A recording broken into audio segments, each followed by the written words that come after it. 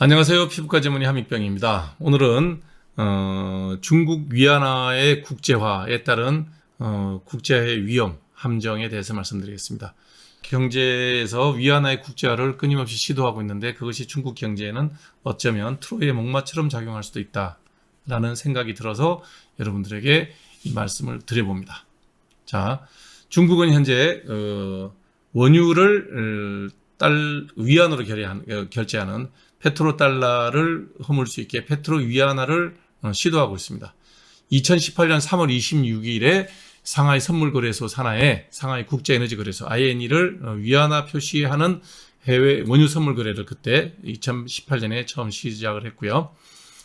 올해 3월 16일에는 중국 인민은행, 중국의 이제 그 중앙은행이죠. 인민은행에서 사우디아라비아에 무역 대금 결제용 위안화 대출을 했습니다. 그래서 위안화를 통해서 석유를 살 수 있거나 무역 거래를 할 수 있는 마중물을 제공을 했죠. 그러니까 사우디아라비아 은행에서 중국의 중앙은행, 인민은행으로부터 위안화 대출을 받은 거죠. 그다음에 이제 이거는 쇼크였죠. 3월 28일, 원래 3월 28일 중국 해양 석유에서 프랑스 메이저죠. 토탈 에너지로부터 6만 5천 톤의 LNG를 위안으로 수입합니다. 수입은 프랑스 회사를 통해서 수입했지만 그 LNG는 UAE, 아랍에미레이트에서 생산이 됐고요. 거래는 상하이 석유가스 거래소에서 일어났습니다. 그러니까 페트로달러의 체계에 요만큼 무너진 겁니다. 이런 일들이 왜 벌어지고 있나? 그거는 이제 뭐 여러 가지 문제가 있지만 배경이 여러 가지가 있지만 현재 사우디아라비아 최대 석유 수출국이 중국입니다. 예전에는 미국이 하루에 200만 배럴 이상 수입을 했지만 현재는 미국에서 석유를 작업하고 있기 때문에 한 50만 배럴 정도를 형식적으로 석유 거래를 위해서 수입을 하고 있지 수요로는 이미 미국은 자체 공급하고 있습니다. 셰일가스, 셰일오일 때문에 그렇죠. 그래서 그 석유 수출량의 대다수를 중국에서 수입하고 있습니다. 하루 176만 배럴, 2021년 기준으로 1년에 439억 달러를 수입을 하고 있습니다. 그러니 당연히 사우디에 대한 중국의 영향력이 커질 수도 있죠. 뭐 반대로일 수도 있습니다. 중국에 대한 사우디의 영향력이 커질 수도 있죠. 만일에 사우디에서 수출 안 하면 중국이 큰일 나죠. 그러나 이 페트로 위안이 페트로 달러와 다른 문제가 뭐냐? 당장 페트로 위안이 될 수는 없다. 일정 부분의 뭐 천연가스라든지 석유를 위안으로 결제를 할 수는 있겠지만 기축통화는 외환시장에서 거래량이 우선 많아야 되는데 위안화는 유통량이 굉장히 적다. 전체 외환 거래의 3.8%, 4% 미만입니다. 그 다음에 더 중요한 것은 중국의 금융 시스템은 굉장히 불투명하고 신뢰도가 낮습니다. 왜 페트로 위안이 안 되느냐? 사우디나 걸프 연안에 있는 산유국들이 전부 다 미국 달러에 자기 자국의 화폐가 패깅이 돼 있어요. 1달러 뭐 사우디 리알 얼마 이런 식으로 딱 패깅이 돼 있기 때문에 만일에 사우디가 위안으로 패깅을 하고 달러를 버린다. 그러면 중국은 믿을 수 있는 나라인가요? 현재 그리고 US 달러로 표시되어 있는 자국의 자산들은 어떻게 통화 가치를 유지할 수 있을까요?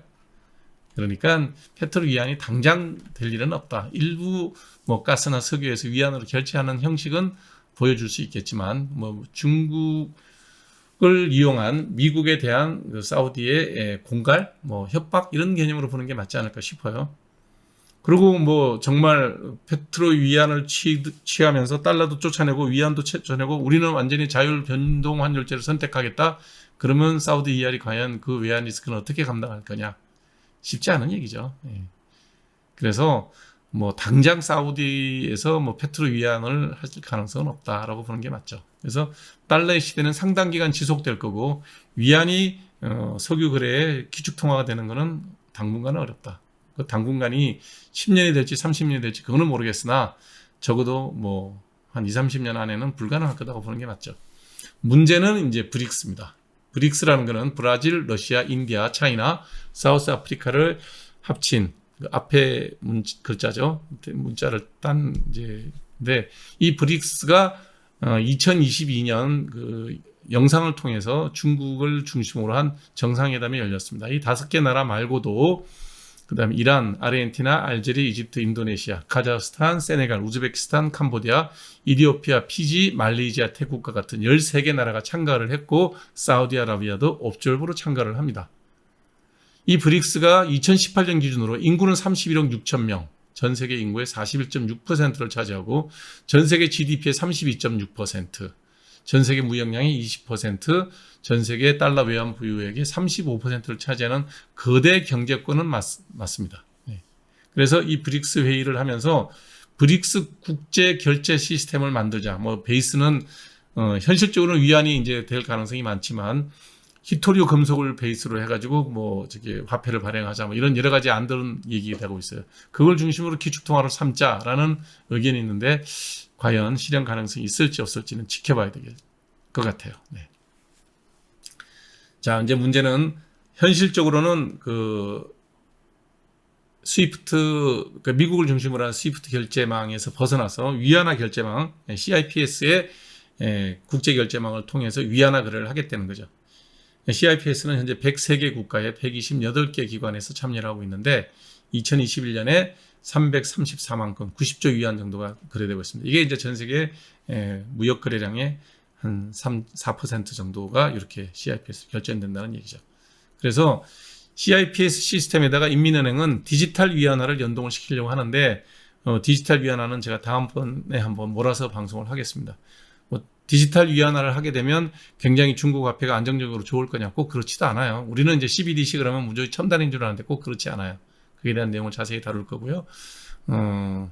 브릭스 정상회의를 개최해가지고 이런 일은 벌어질 것 같아요. 블록화는 이미 벌어지기 시작했다. 그러니까 미국을 중심으로 한 서방 선진국을 중심으로 한 달러 체계와 그 다음에 CIPS를 중심으로 한 중국을 중심으로 한 브릭스와 같은 신흥 국가의 그 경제 블록이 만들어지고 있는 것은 충분히 예상 가능하다.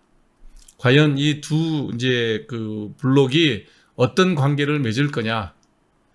예를 들어 중국은 수출이 만일에 제대로 되지 않으면 중국 경제는 붕괴됩니다. 중국은 아직도 수출을 해서 외화를 벌어야 되는 나라예요. 근데 최대 수출국이 미국이잖아요. 그 관계를 단절하면 미국도 물론 물가가 올라 여러 가지 문제가 생기겠지만 중국은 실업 문제가 더 크게 되겠죠.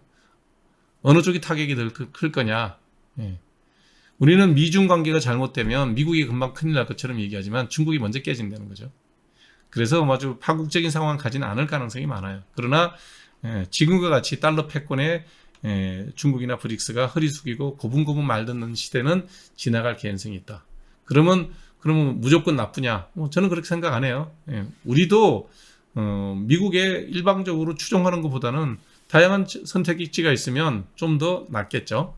그렇게 생각하는 게 맞죠.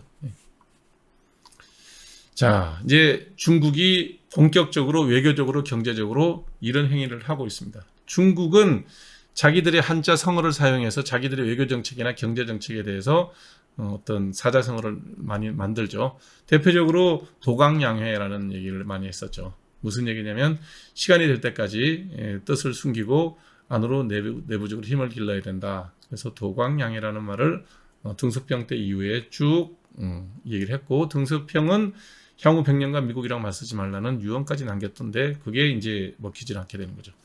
어느 정도 힘이 생기고 난 다음에 중국이 하고 있던 외교적 수사가 주동자귀입니다. 주동자귀. 한자로 쓰면 이제 주인 주자에 움직일 동자에 만들 작자에 그 자기들 뜻 위를 쓴 거죠. 해야 할 일은 주도적으로 한다. 자신감이 생길 때 하는 얘기예요.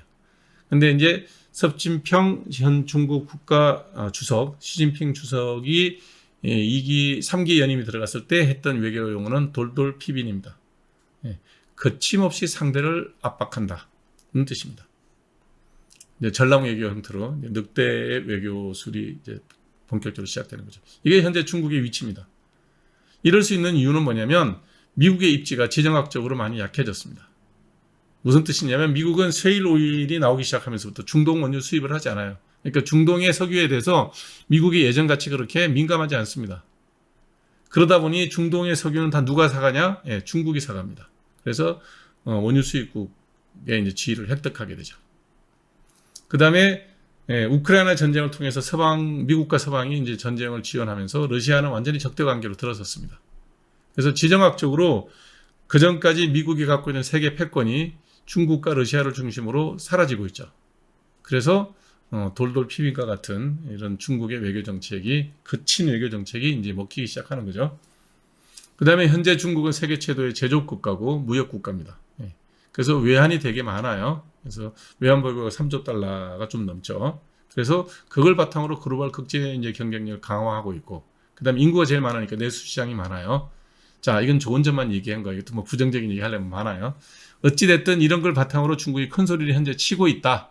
그러니 주동 자기 내 뜻대로 하겠다. 할 일은 해야 되겠다. 돌돌 피빈. 상대가 말 안 들으면 거칠게 압박한다. 뭐 대표적으로 이제 우리나라 대통령이 중국 가서 8끼로 혼자 밥 먹는 그런 일이 벌어지는 거죠. 거침없이 상대를 압박합니다. 그래서 허리를 숙이면 더 좋아집니다. 깐이를 또 까는 돌돌 피빈 외교 정책입니다. 여기에 놀아난 게 지난 정부였죠. 자, 과연 그거를 중국의 외교적으로 실력이 있어서 그렇다라고만 얘기할 거냐? 제가 보는 관점은 굉장히 설익은 오만의 대가를 반드시 치를 거다. 제가 보는 시각이에요. 누구 말이 옳은지는 모르겠지만 하도 여러 유튜브 방송에 친중 세력들이 중국은 잘 나가고 미국 망할 것처럼 얘기해서 저는 객관적으로 한번 따져봤어요. 앞서 얘기했던 지정학적인 미국의 입지가 약해지고 중국의 입지가 이렇게 강하다 그러는데 사실 이렇게만 볼 거냐? 이렇게 볼 수도 있다는 거죠. 현재 중국의 GDP는 미국의 70% 정도밖에 안 됩니다. 인구는 많았지만, 그리고 중국의 경제 성장률은 코로나로 이제 봉쇄 때문에 더 줄었지만 중국의 경제 성장률이라는 건 수출에 의해서 생기는 겁니다.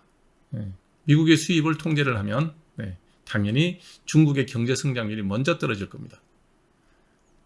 그래서 경제 성장률이 예전같이 뭐 5%, 8% 이런 건 불가능할 겁니다.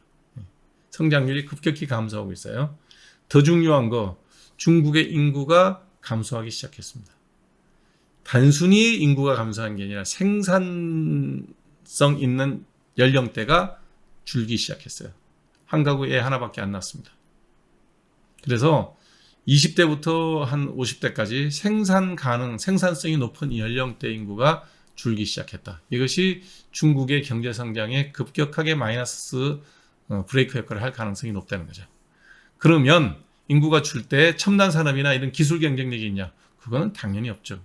물론 일부 분야에서 첨단 기술을 갖고 있지만 그렇다고 하나 그게 그렇게 미국이나 서방 선진국에 비해서 더 뛰어나다. 그렇게 볼 수는 없죠. 그 다음에 군사력은 아직까지 미국이랑 비교 불가능합니다. 항모 2대 있다 그러지만 그거 해봐야 전쟁 시작하면 금방 녹아내릴 전력이고 인근에 있는 뭐 주변 해역에 있는 국가들한테 위협이 되겠지만 미국을 상대로 군사력을 투사할 능력은 못 됩니다. 그 다음에 위안화의 국제 경쟁력을 따져볼 것 같으면 이거는 뭐 금융산업이라고 얘기할 건 없죠. 얘기할 것도 못 되는 그런 수준입니다. 그 다음에 본격적으로 중국에 대해서 견제가 시작됐습니다. 이번 G7 회담에서 아예 대놓고 견제를 했어요. 혼자 가지 않고 G7 선진국들이 다 같이 가자. 한국, 호주 같이 가자. 거기에 동의하지 않을 수가 없죠. 결국은 뭐냐? 중국에 투자되어 있는 서방의 투자라든지 자본은 반드시 이탈하게 됩니다. 오늘 당장 중국의 위안화가 1불에 7위안으로 이미 이제 고시를 했죠. 위안화 약세가 시작되는 거죠. 돈 빠져나간다는 얘기예요. 그래서 신뢰성도 떨어지고 유동성도 떨어지는 위안이 달러를 대체해서 석유를 거래하고 전 세계 경제의 움직임을 뭐 좌지우지할 수 있다. 천만의 말씀 만만의 콩떡이다. 라는 것이 제 생각입니다. 시진핑은 왜 그러냐? 원래 시진핑은 임기가 끝났어야 됩니다. 그러나 시진핑은 굉장히 독재자입니다. 중국이 일당 독재를 했지 1인 독재는 하지 말라고 덩소평이 그렇게 얘기를 했어요. 근데 그 체제가 무너집니다. 그러니 강성 독재를 할 수밖에 없는 상황으로 내몰려 있습니다. 그래서 경제성보다는 정치적인 목적으로 경제를 운영하기 시작했다.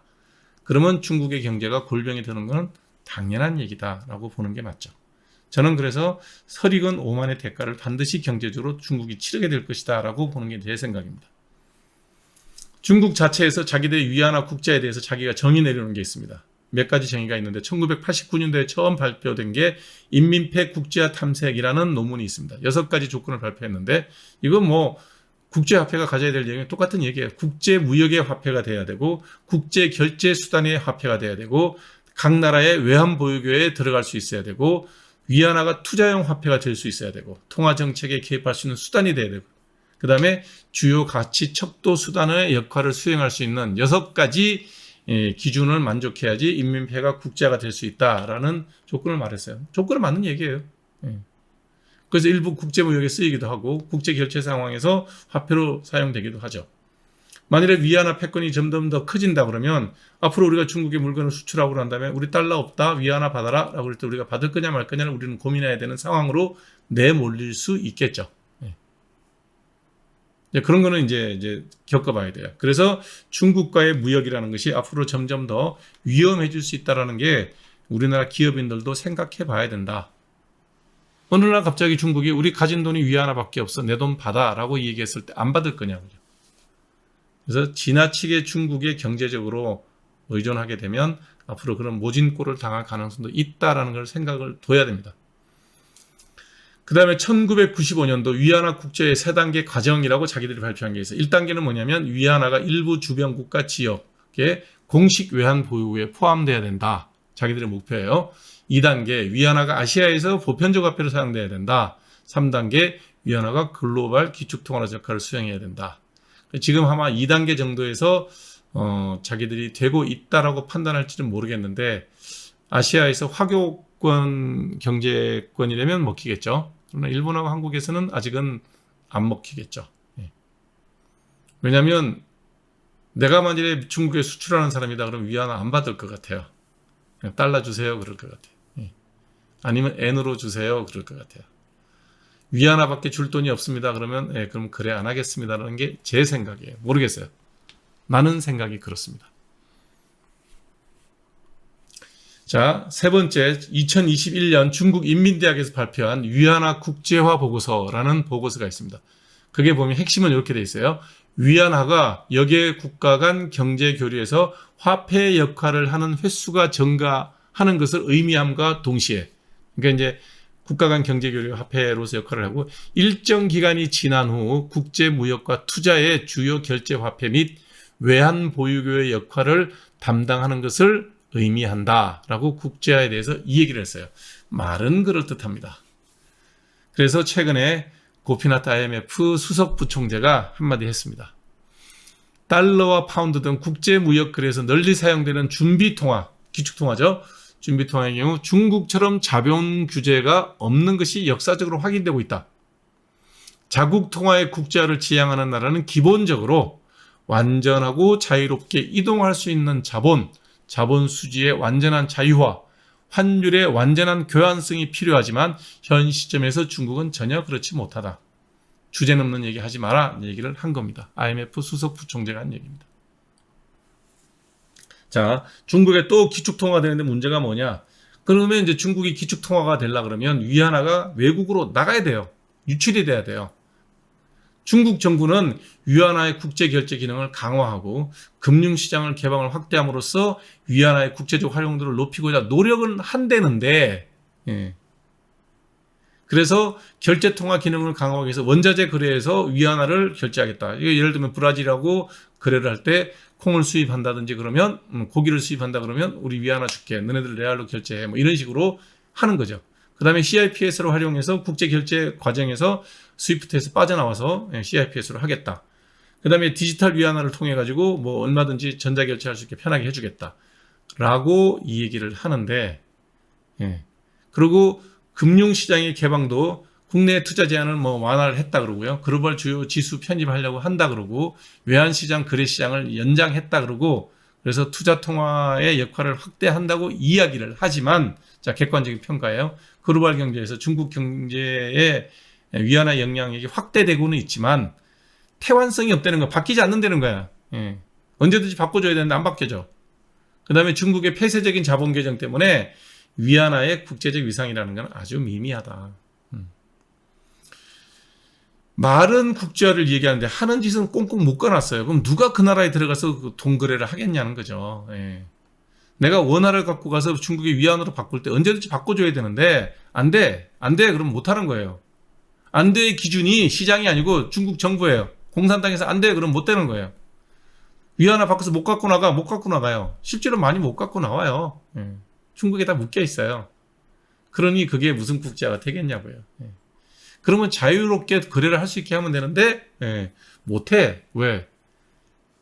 불투명한 게 너무 많고 조작된 게 너무 많아서 얘기를 못하는 거죠.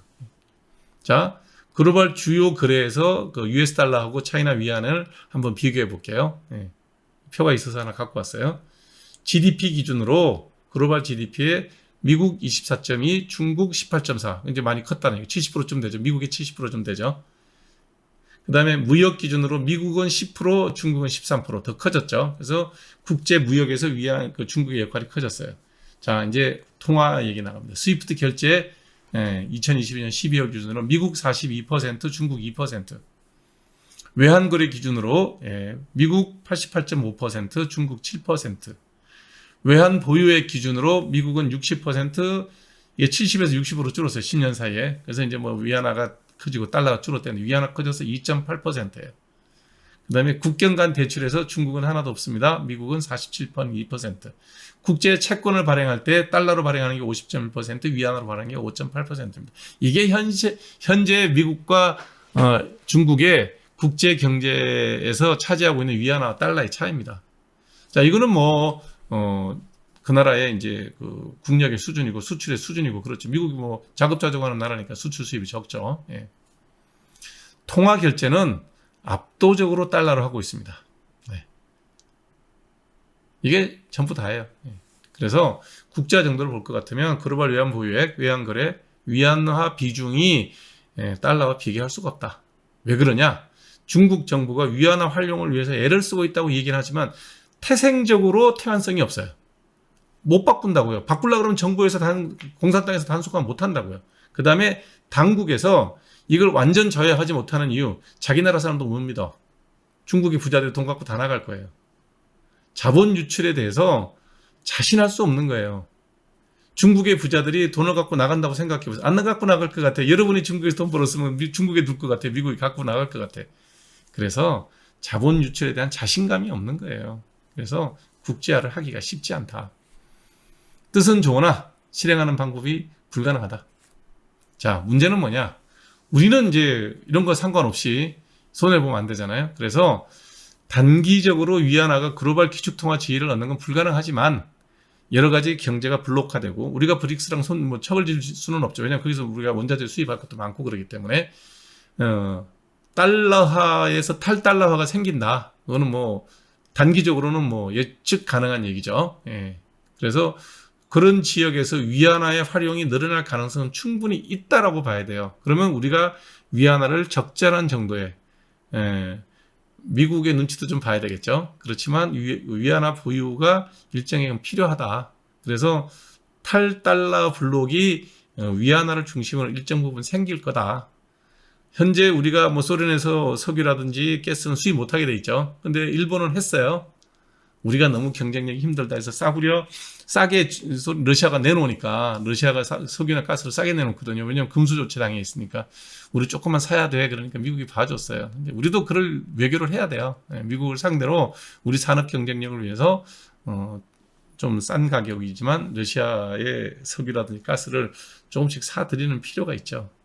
그런 경우에는 이제 탈달러 블록에서 통화되게는 위안화 추축이 있으면 위안화도 우리가 일정 부분 보유할 필요는 있을 것 같다. 이게 제 생각입니다. 예. 그래서 중국 정부의 그 국제화 노력도 중요하지만 러시아 우크라이나 전쟁과 같이 미국에서 계속 이제 러시아를 봉쇄하잖아요. 그러면 러시아는 거래할 데가 없어요. 그래서 위안화밖에 거래할 데가 없어요.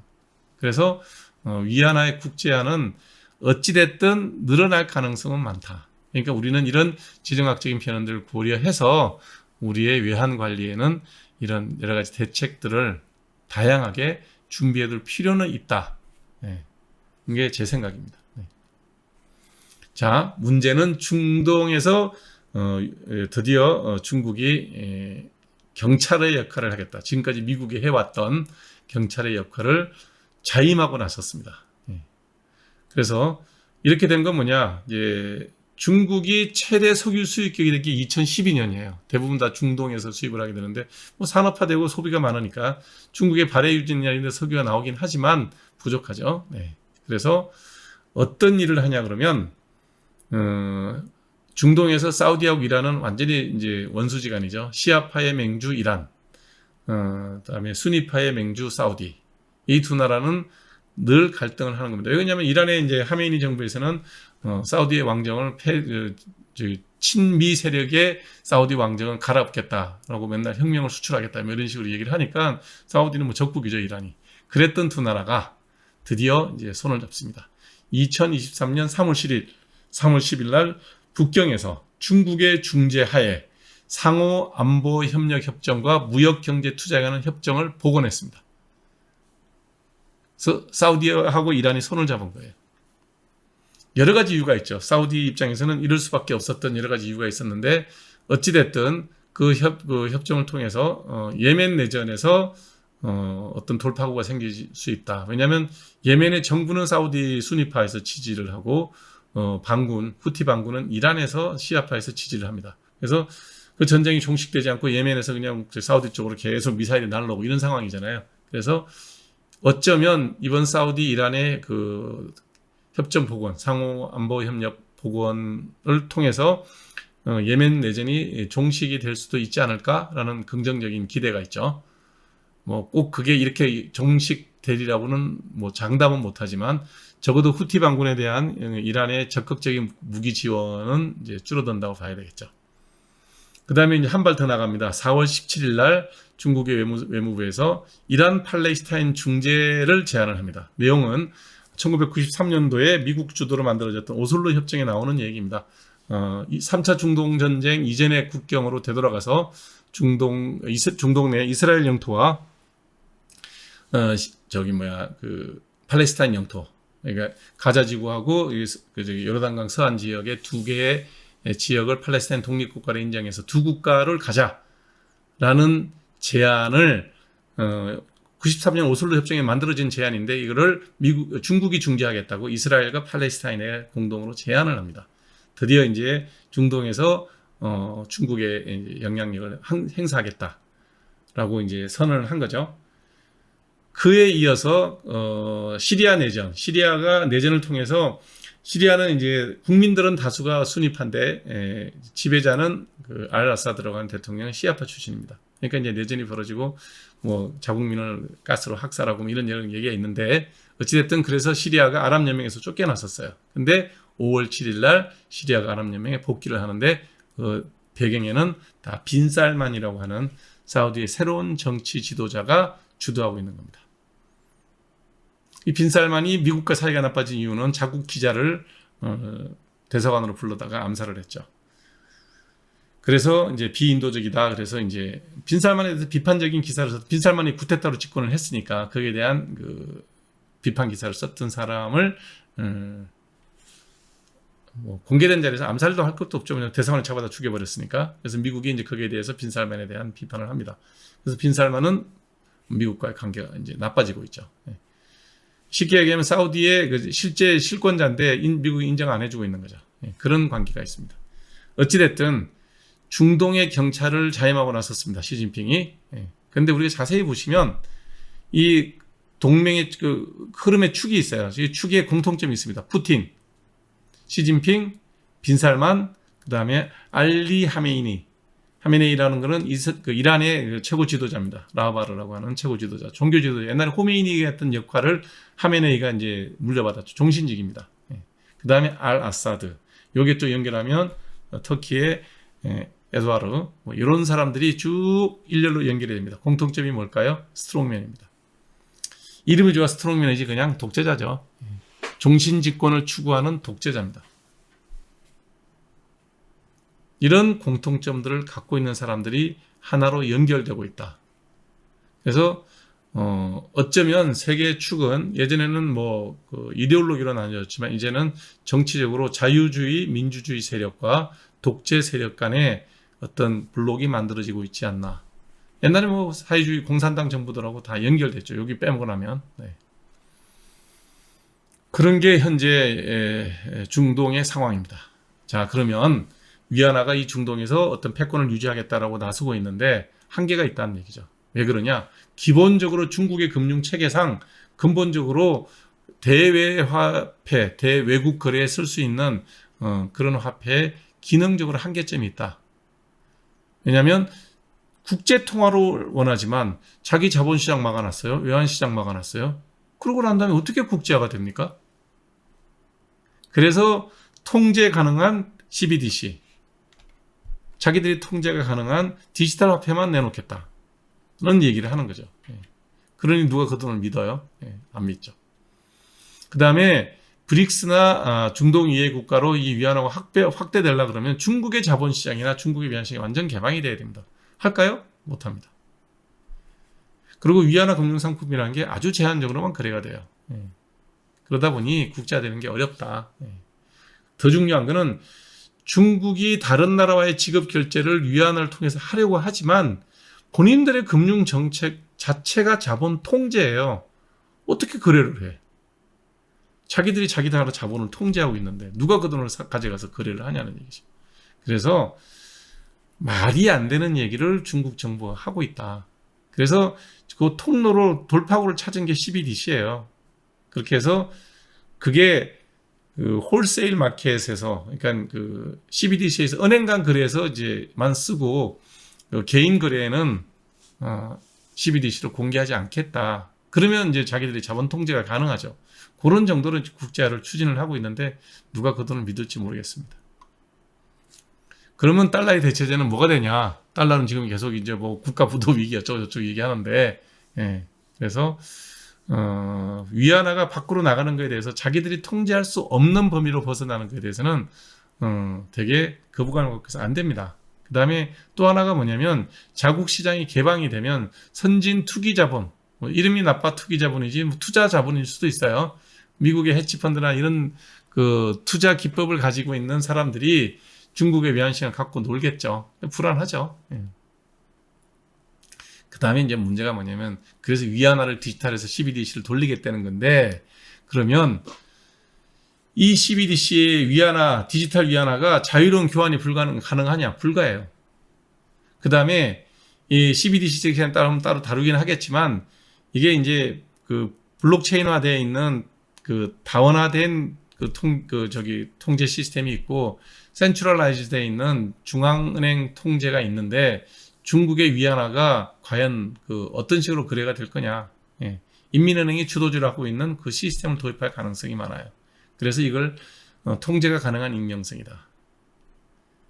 그러니까 누가 무슨 돈을 어떻게 거래하는지 중국 인민은행이 다 알아요. 그럼 누가 이 돈을 결제를 하고 싶겠냐고. 안 하죠.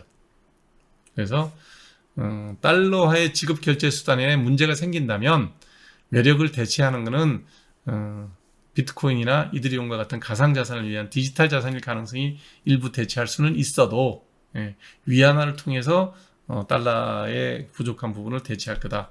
그럴 가능성은 낮다라고 보는 겁니다. 자, 이제 중국이 드디어 중앙아시아의 그 이슬람권과 중동에 발을 들여놓기 시작했습니다. 그럴 때 현재 왜 미국은 아프가니스탄에서 철수를 그렇게 쉽게 결정했는지 그에 대한 얘기를 한번 지정학적으로 따져보겠습니다. 자, 지도 공부 좀 할게요. 여기가 중국입니다. 우리나라 여기 있고 일본 여기 있는 거 아시겠죠? 여기 이제 대만이 여기 있고요.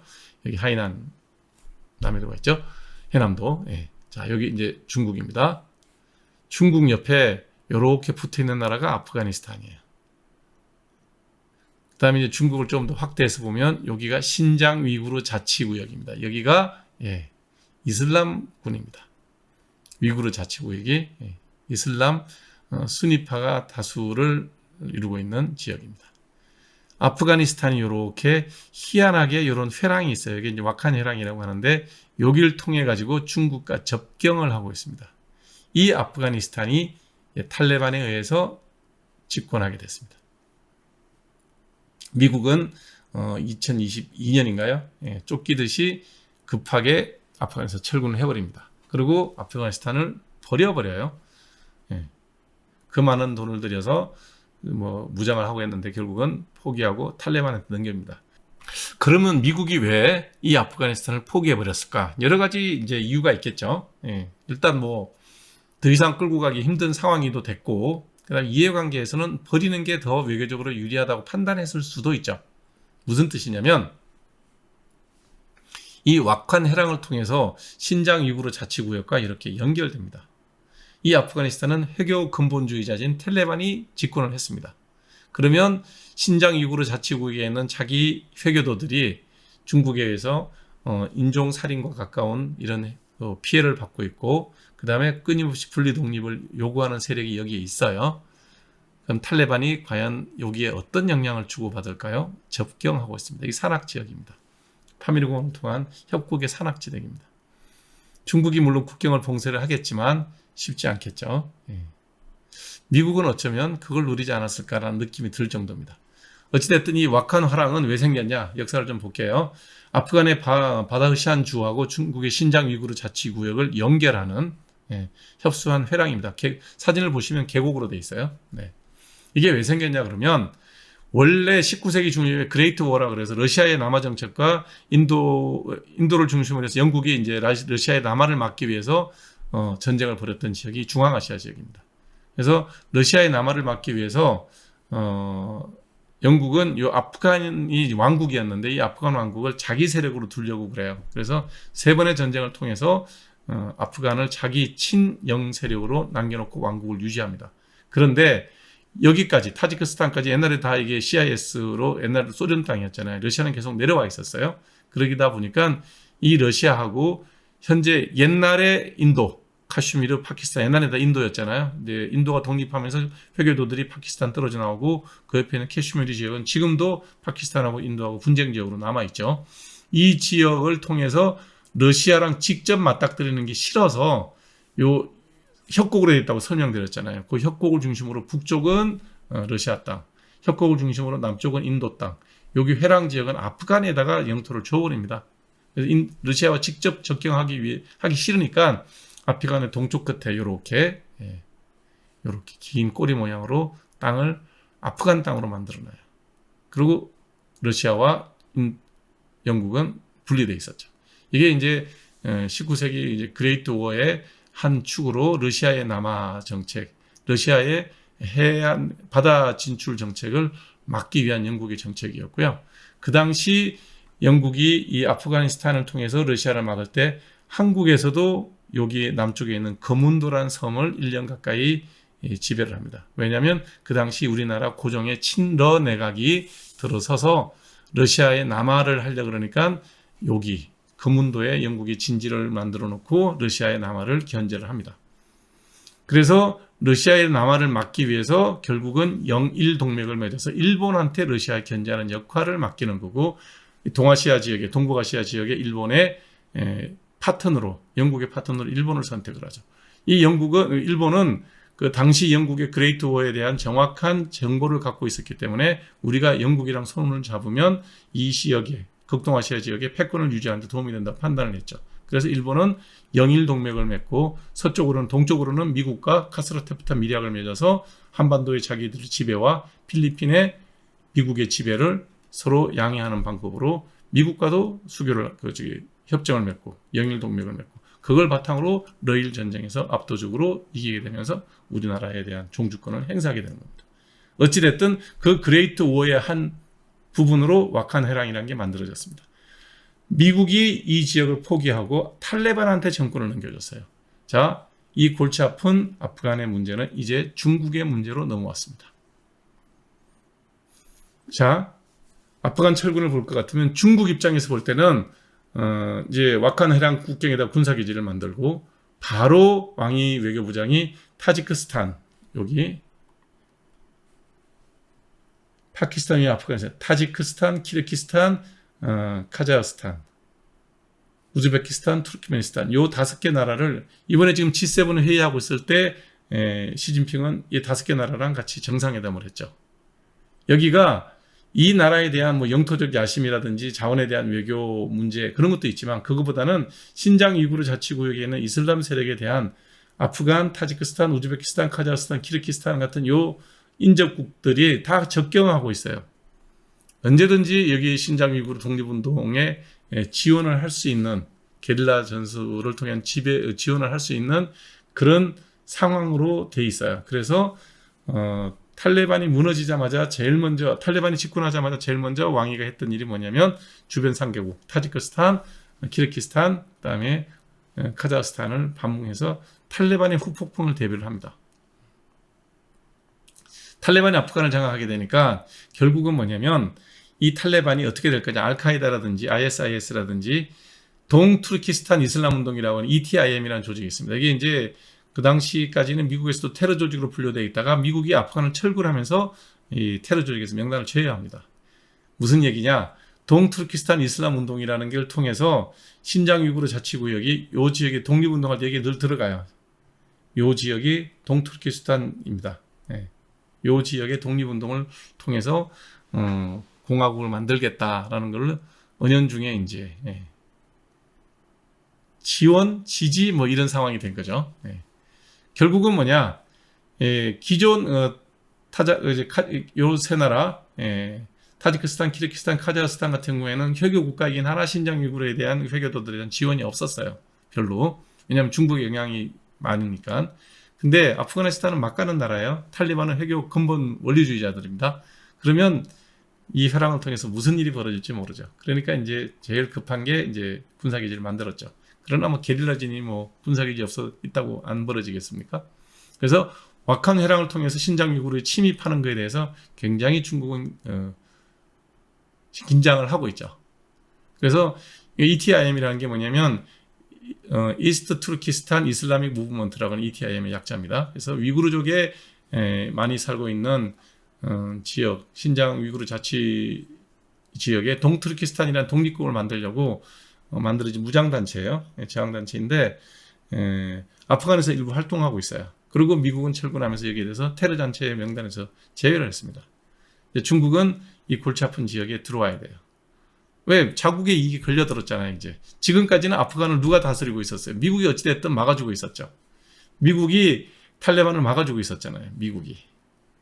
근데 미국이 빠졌어요. 이제는 이 골치 아픈 탈레반을 중국이 직접 이제 대해야 된다는 거죠. 뭐 여러 가지 탈레반 정부에 대한 중국의 유화 정책이 있거나 뭐 이런 게 있겠죠. 뭐 중국이라고 놀고 먹지는 않겠지만 그게 아프간이라는 나라가 한두 개 탈레반이 집권했다 하더라도 여기 군벌이 되게 많아요. 여기서 어떤 일이 벌어질지 모른다. 여기에 이제 늪에 중국이 발을 들여놨다라고 보는 게 정확한 표현일 겁니다. 그래서 미국이 철군했을 때 중국의 반응이 되게 재밌어요.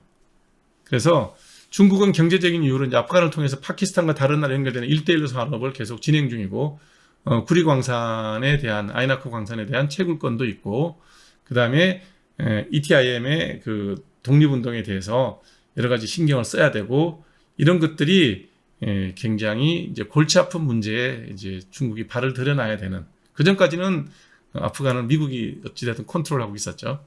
그래서 탈레반 정부가 들어서자마자 제일 먼저 회담을 엽니다. 왕위가 가서 발빠르게 판단을 했겠죠. 그래서 중요한 건 뭘 했겠어? 말은 하지 않았지만 공개되지는 않았지만 왜 갔겠어? 신장 위구르 자치지역에 있는 아프간의 ETIM이 아프간에서 지원하지 마라. 반대급부가 있었겠죠. 이런 정도의 외교를 하고 있는데 탈레반 정부가 지방 정부까지 완벽하게 장악할 수 있느냐? 그건 또 아닐 거예요. 그래서 어찌됐든 중국은 골치 아픈 문제에 발을 들여놓을 수밖에 없었다라는 것이 현재 이제 문제입니다. 그래서 그 바로 위에 아프간 바로 위에 뭐가 있었죠? 타지크스탄이 있어요. 타지크스탄은 아프간 바로 북쪽에 있는데 중국과 접경도 하고 있고요. 그 중에 문제가 뭐냐면 2021년 10월 달에 안사룰라 조직원들이 아프간으로 이동을 합니다. 타지크스탄 국경 지역으로. 이 안사룰라 조직은 뭐냐면 후티족하고 비슷한 그 시아파 조직이라고 그러더라고요. 수천 명이 이동을 했어요. 그래서 타지크스탄 정부에서는 ETIM 조직원들이 타지크스탄을 통해서 중국에 들어가는 것을 막아주고 있어요. 왜냐하면 중국이랑 눈치를 보고 있는 사이니까. 그러나 이런 정부들이 완벽하게 지방 조직을 다 장악하고 있지는 못하다는 거죠. 대부분 테러 단체, 뭐 게릴라 단체들은 이런 식으로 활동을 하니까. 그래서 중국은 어찌됐든 이 불안한 신장 위구르 자치구역 주변에 있는 5개 그 이슬람 국가들의 그 지방 조직에 이제 테러 운동을 하게 되는 것을 통제를 하려고 하나 쉽지는 않다. 미국은 기회다. 그러고 ETIM을 테러 조직에서 빼놨습니다. 옛날에 탈레반도 러시아랑 소련이랑 그 아프간 전쟁을 할 때 탈레반은 미국이 지원했었던 조직이거든요. 그러니까 필요하면 미국은 ETIM을 아마 어떤 중국을 한다는 카드로 사용할 개연성이 상당히 높다. 물론 표면적으로는 전혀 관여하지 않겠지만 그런 일들을 할 가능성이 많죠. 어찌됐든 중국은 드디어 중앙아시아와 중동에 발을 들여놨는데, 자, 이 지역을 볼 것 같으면 예나 지금이나 아프가니스탄이나 타지키스탄 지역에 알렉산드리아나 몽골 제국이나 뭐 대영 제국이나 소련이나 미국이 이르기까지 어느 나라도 여기 들어가 가지고 제대로 견뎌낸 나라가 없다. 그래서 여기를 뭐라 그래요? 제국의 무덤이다 그래요. 제국의 무덤. 심지어는 중국 정부가 미국이 이제 2021년 8월 달인가 9월 달에 철군을 하죠. 미군 철수를 했을 때 뭐라 그랬냐면 철수를 환영한다 그랬어요. 그런데 바로 이어서 파키스탄에서 이제 반중 테러 활동이 벌어집니다.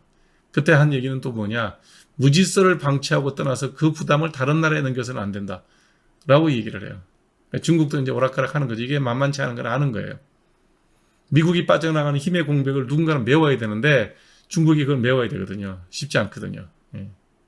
중국의 최악의 시나리오는 뭐냐? 혼란에 빠진 아프가니스탄의 이슬람 테러 집단들이 원상이 되게 되면 중국의 이슬람 이웃국인 이제 카자흐스탄, 타지키스탄, 뭐 키르기스탄, 파키스탄을 통해 갖고 거기에 많이 들어가 있는 중국 기업들을 공격하고 중국인들을 공격하고 그다음 신장 위구르 지역에 이 이슬람 테러 집단들이 스며들어오는 것들은 접경 지역이 너무 넓고 대부분 다 산악 지역이에요. 다 뭐 그 국경선을 방어한다는 게 쉽지 않아요. 이런 상황이 되면 드디어 소련과 미국에 이어서 중국이 이 제국의 무덤에 빠지는 일이 벌어지게 된다.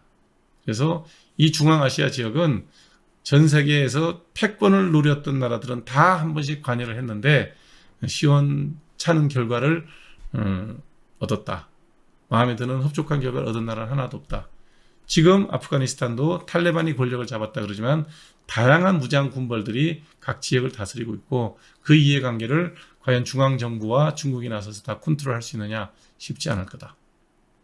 그래서 중국이 위안화의 페트로 위안을 위해서 중동에 발을 들여놓는 순간 공산권, 종교를 인정하지 않는 공산주의 국가에서 회교권 국가들과 얼마나 이해를 조율을 해서 거기에 자기들의 외교적 영향력을 행사할 수 있을 거냐, 거기에 대한 고민들을 많이 하게 될 거고, 그래서 중국은 미국이 빠져나간 자리에서 그 권력, 그 힘의 공백을 메꾸기 위한 노력을 원턴 원치 않던 하게 됐다. 이거는 중국 정부에서 미군 철수를 환영한다고 얘기했다가 돌아서서 파키스탄에서 벌어진 테러 이후에 무질서를 방치하고 떠나서 그 부담을 다른 나라에 넘겨서는 안 된다라는 모순되는 반응을 보일 수밖에 없는 게 현재 중국 외교의 문제점이 될 수도 있고, 그것이 중국의 성공적인 외교력 확장일 수도 있고 위안화의 패권의 확장일 수도 있지만 반대로 너무 섣불리 터뜨린 그 오만한 판단의 결과에 따른 중국의 입장이 진흙 수렁에 빠지는 형태가 될 수도 있다. 어느 쪽이 될지는 물론 또 시간이 지나봐야 알겠죠. 여러분들도 이런 관점에서 중국이 무조건 뭐 패권이 커지고 있다, 성공하고 있다, 이런 관점으로만 볼 것도 아니고 미국의 패권이 무조건 뭐 쪼그라들고 있다, 달러의 패권이 위태롭다, 이렇게 볼 것도 아니고 어느 선에서 어떻게 변하는지에 대해서 뭐 미래는 아무도 모릅니다. 얼마나 다 능동적으로 대처하느냐에 따라서 기회를 살려서 위기를 기회로 만드는 나라가 있을 거고 위기에 빠져서 나라가 흔들리는 나라도 있을 겁니다. 우리도 거기에 대한 판단들을 늘 예리한 눈을 뜨고 비판적인 시선으로 보고 냉정하게 바라보면서 대응을 하는 그런 나라가 돼야 될 거다. 우리 시민들도 중국의 영향력 확대가 가지고 있는 그 뒷면의 어두운 모습도 바라볼 줄 알아야 중국에 대해서 맹종하는 그런 어리석은 짓은 안 할 수도 있다라는 것을 여러분들에게 말씀드립니다. 다음 시간에는 여러분들과 함께 CBDC, 중앙은행의 디지털 화폐에 대한 얘기로 다시 만나도록 하겠습니다. 네, 감사합니다.